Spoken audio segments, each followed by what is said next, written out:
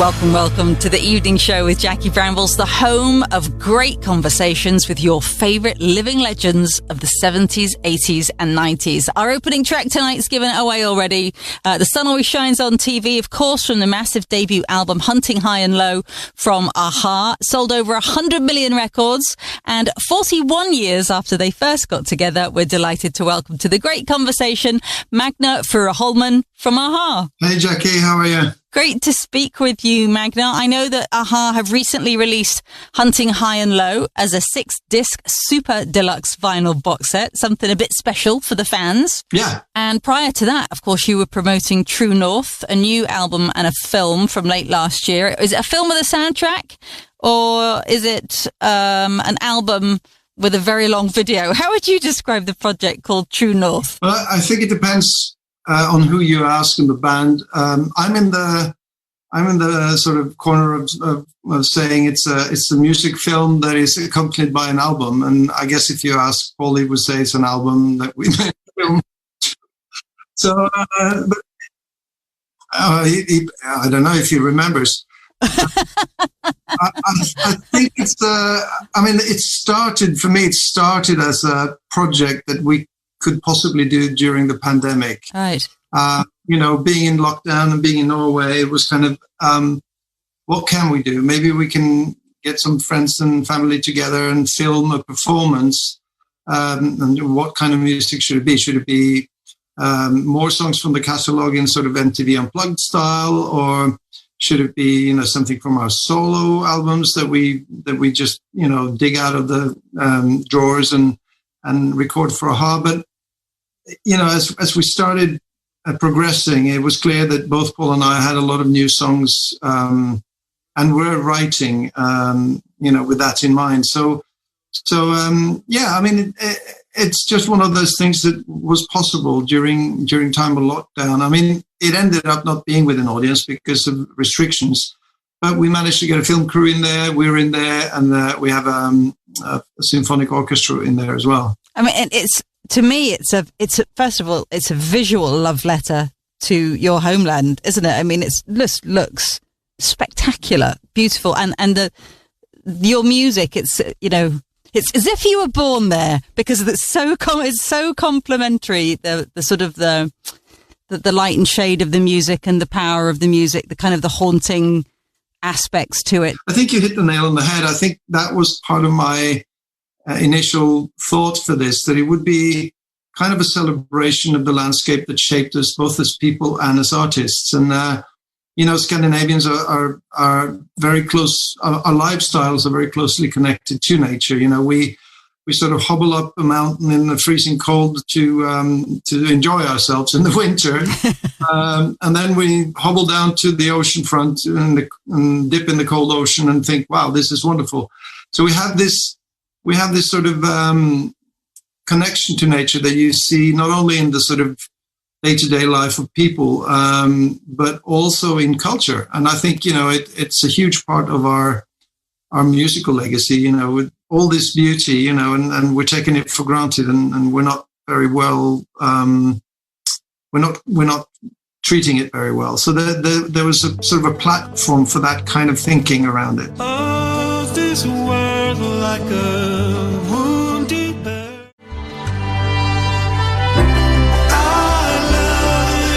Oh, that's so beautiful. You Have What It Takes from a-ha's most recent album, True North. And Magne is here with us for tonight's great conversation to talk about that. Magne, there's definitely a thread of deep, genuine concern for the environment that runs through the lyrics and the accompanying visuals in the film. Is it something that you've personally always been very passionate about, or do you think it's sort of it's part of the identity of all Norwegians to be that invested in the environment? Well, to be honest, I mean, first of all, as a young man, all I wanted to do was get away from Norway, and so it's something that grows with you over time, but it's there underneath. It's underpinning a lot of who you are. But I think the questions around the natural world, climate change, existential threats on that level, and biodiversity, and sustainable growth for the future has been more or less the only outside issue that AHA has been able to rally around outside of music. Right. So it's been the only sort of, we've supported a few organizations and projects over the years, like back to the early 80s of importing the first electric car to Norway in the end of the 80s, and thinking that this is the future. In 5 years, everyone's going to have electric cars. But here we are, 30 years down the line, and it's finally happening. It's finally getting there. Yeah. So, I mean, things take time, but to use a sort of a naval metaphor, there's a great naval expression called VMG, is used in sailing, called velocity made good. And what it means is that if you're traveling from where you are to where you want to go, you can't go in a straight line. You have to allow for wind and currents, and right. So you're snaking your way towards the goal. And I think as long as we're moving in the right direction, I have great hope for the future. I would like to go back, if it's okay with you, to you sort of particularly as an individual. It was taking note of what you said, that, when you're younger, which I completely understand, we're all the same. We don't really appreciate where we're from until we're a bit older, and we can't wait to get away when we're younger. What sort of musical influences were you growing up with in Norway? It's a question I ask all my guests, would you remember the first single, that you ever bought? I remember my first sort of, you have to remember that in the 70s in Norway, there was one radio station, and that radio station played pop music 1 hour every day. Oh, wow. So the way we discovered the world of music was through record shops. But as a 4-year-old, I was singing "She Loves You," yeah, yeah, yeah, at the top of my lungs. And the Beatles have stayed a huge source of inspiration for Paul and I, growing up and becoming songwriters all throughout. She loves you, yeah. She Loves You by the Beatles, a huge early influence over Magne Furuholmen of AHA as a lad growing up in Norway. And we'll be back with more from our great conversation with Magne next. This is the evening show, and joining us tonight for our great conversation from the massive 80s band AHA is Magne Furuholmen. But before the break, we were delving into your musical memories, Magne, talking about the earliest influences on you musically.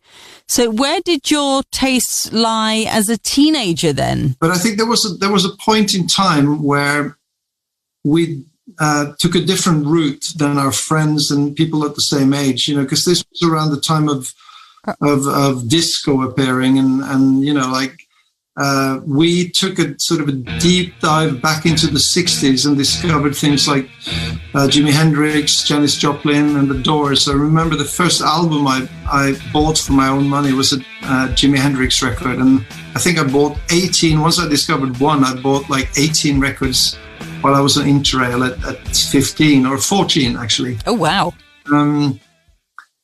So that was a huge, and I think The Doors was very, very formative for us as young kids, being in a band and trying to find our way, even to the point where we named our first proper band Bridges. Gotcha. And so how did those influences exert themselves as you got more serious about being a band? No, I mean, there was a period when we were sort of hardcore hippies and sort of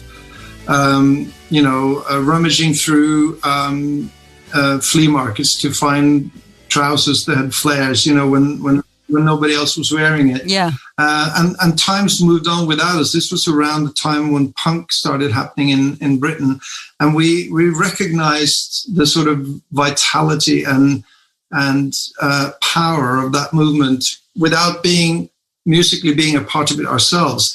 So we started listening to, bands like The Clash, and then before we went to England, actually, it was, new bands that came up around the sort of end of the 70s, beginning of the 80s, like Echo and the Bunnymen, and that whole movement of amazing British bands.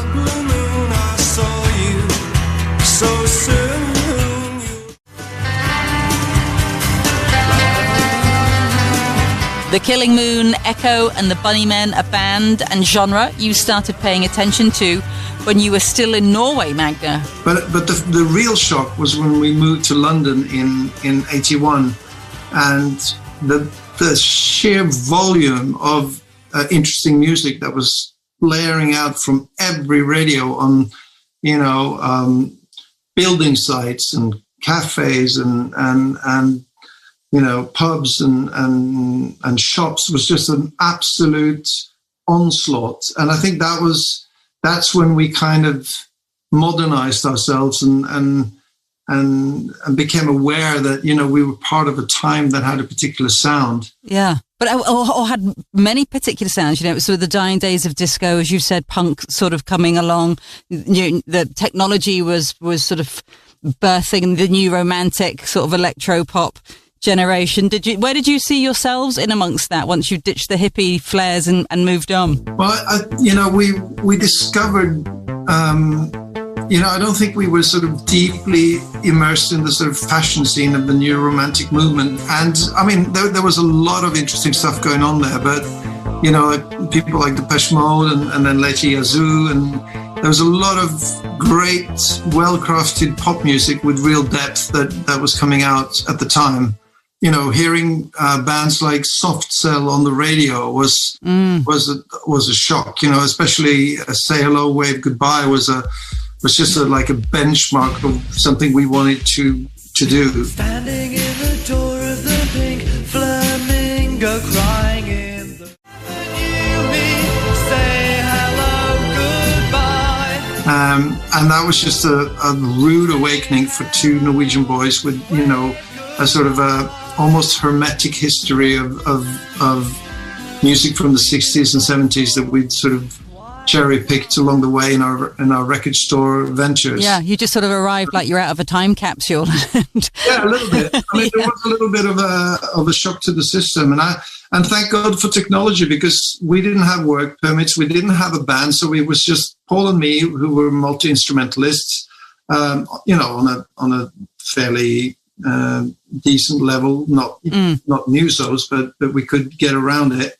And then Morten. And so what we had to do was really just invent a sound for ourselves and programming drums and playing with synths to make, colorful sounds appear was where we sort of discovered Aha's sound, during those 2 or 3 years in Britain before we broke through in 1985. I mean, I'm sure you've told this story many times, and my apologies for asking you to repeat it, but the chances of two Norwegian lads, just come to London to bump into a third Norwegian boy who also wants to be, it seems pretty random. How did that happen? What happened was Paul and I left straight out of high school, just the two of us. And when we tried to recruit actually English members to sort of form a musical group in England. And as the money dwindled and, I got fed up with, picking asbestos out of buildings, working on the sly. Yeah.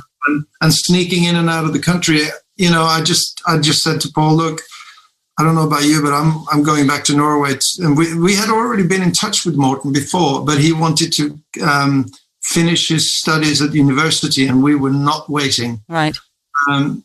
But then, we had seen him live, and I just knew that we have to go home and get a hold of Morten. He's the missing link here now. Ah, right. But we did. So we went back, and we told him in no uncertain terms that he was the man for this band, and he agreed. And that was the last time you agreed on anything? That was the last time we agreed on anything. And yet here you are. Actually, it's not true. I think we all agree that there wasn't enough focus on the music on Aha the movie, which came out last year. We all agreed on that. Right. And that's why we made True North. We wanted to make a film where music was at the center, the core of the project. And so, yeah, we can agree on stuff, but it's great.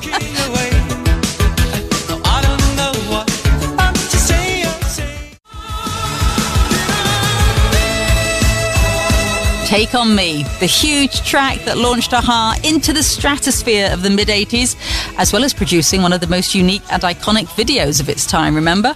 We will be right back with more great conversation with Magne from a-ha right after this. Welcome back to the evening show with Jackie Brambles, where it's just you, me, and Magne Furuholmen of a-ha cozying on in, Nordic style, for a great conversation. How clearly do you recollect that time, Magne, when the band, were getting somewhere? There was some traction happening. You could perhaps almost feel imminent success coming your way. It was in the wind when you were right at that tipping point. I think 1983, end of 1983, maybe, we started getting interest from a management, a studio owner and a management, and they gave us free time to record more songs. And the more we wrote, the more they believed in it.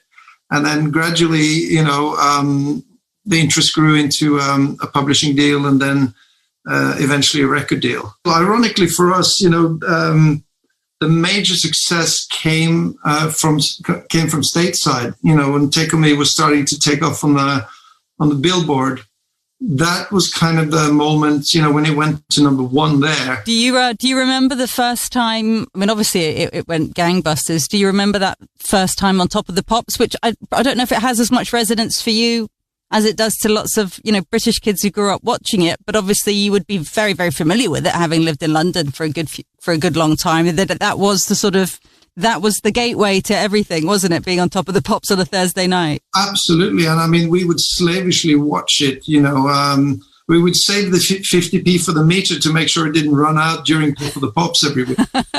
I'm trying to remember the first one because there were quite a few of them over the years. Of course. I do remember we did perform with Soft Cell at one point on Top of the Pops.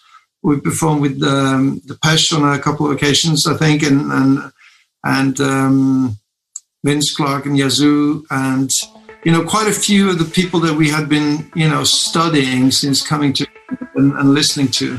It was a really exciting time. Looking from a window above, it's like a story of love. All I ever knew, only you. And as you said, you were sort of simultaneously having this massive success in the States, which is a whole other level of insanity. When that sort of happens as quickly as it did, to you guys. Do you have any great, rock and roll stories of finding yourself next to either musical heroes or just ridiculous places where you thought, how on earth did we just get here? Well, over the years, there's been too many of those to really single out one, but I remember, like on one of our promo tours, I think it was in Paris, we were invited by Elton John to his hotel suite, and we sat there all night discussing Spinal Tap, the movie, and laughing our heads. Then our first ever live show was in Perth, Australia, and he sent a huge flower bouquet. But I mean, one of the things that happened before, really kind of before we had an album out, our manager was also the manager of the Everley brothers. Here he comes, these clouds. When they had their reunion at the Royal Albert Hall.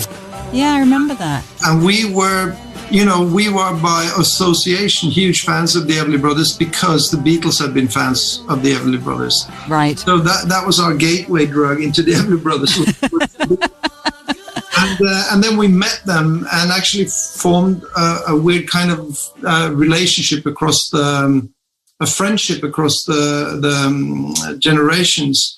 And that was our first kind of brush with backstage life and seeing them backstage and then watching them perform at the Royal Albert Hall and then seeing all these, music icons in the audience and hobnobbing with some of our own heroes from the past. But obviously, meeting McCartney and George Harrison and Ringo and, there's a few eclectic and funny anecdotes from all of the years, but I guess I'll have to save those for my for your book. My combination of cookbook and oh really? Did you ever get to perform? You know, it's one thing to meet people backstage or have them in the audience and have a chat, but did you ever get to perform with anyone that had a particularly special? We performed with Paul McCartney at the Peace Prize concert in Norway. That was a little further down the line, but I remember just that feeling of being on stage and looking over at the piano where Paul was sitting and winking back. That, you know, there are moments like that that you never forget. I light a candle to our love.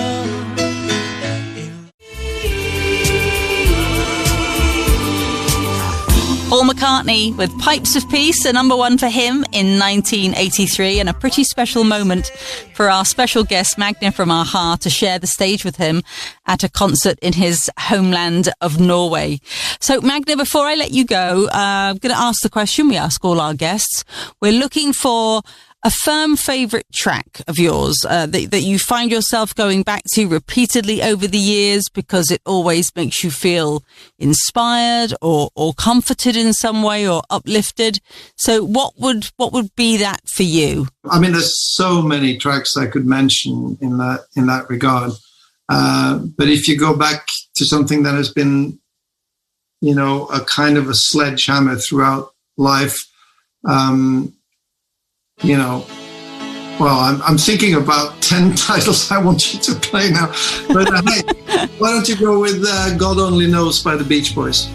Oh, I love that. It's just an amazing song from an amazing guy on an amazing album. I may not always love you, but long as God only knows what I'd be without. God Only Knows, the Beach Boys, a favoured tune from tonight's special guest, Magne from a-ha. Thank you very much indeed, Magne. All the best. Thank you, Jacqueline. Magne Furuholmen from a-ha. What a lovely chap.